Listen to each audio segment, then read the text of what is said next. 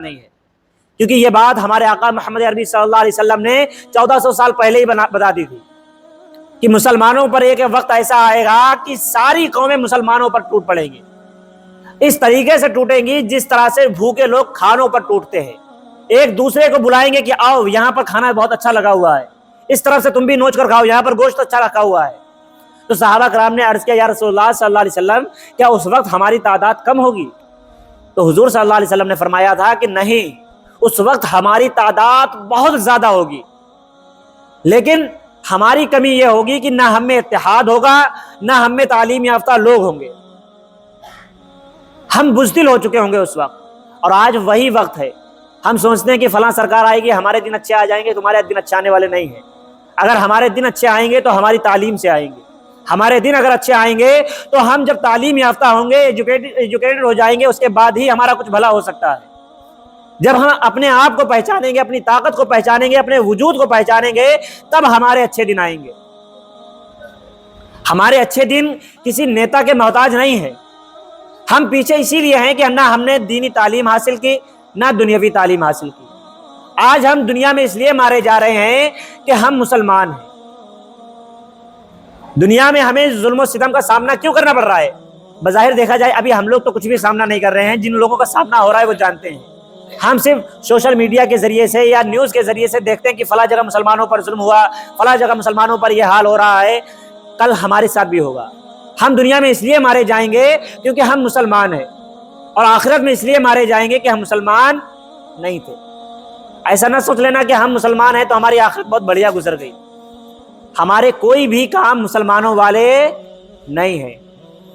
حضور صلی اللہ علیہ وسلم سے ایک مرتبہ صحابہ کرام نے پوچھا تھا کہ یا رسول اللہ صلی اللہ علیہ وسلم کیا مسلمان کمزور ہو سکتا ہے، بزدل ہو سکتا ہے؟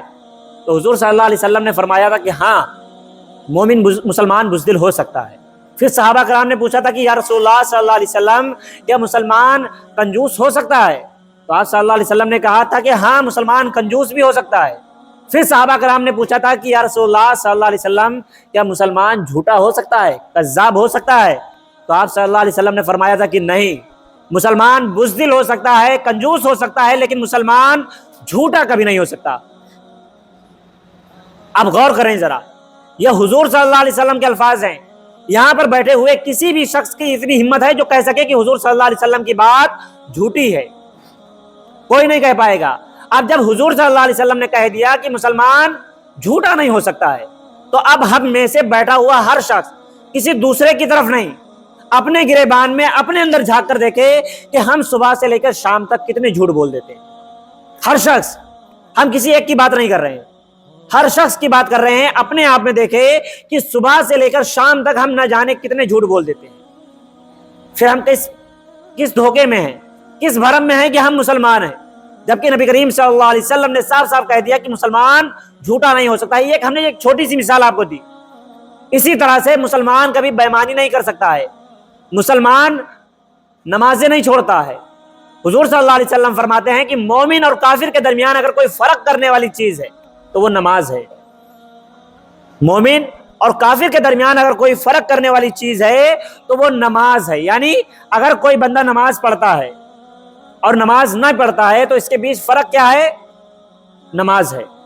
اب ظاہر سی بات ہے یہ بنیادی چیزیں ہیں، انہی سے پتہ چلتا ہے کہ ہم کیسے مسلمان ہیں۔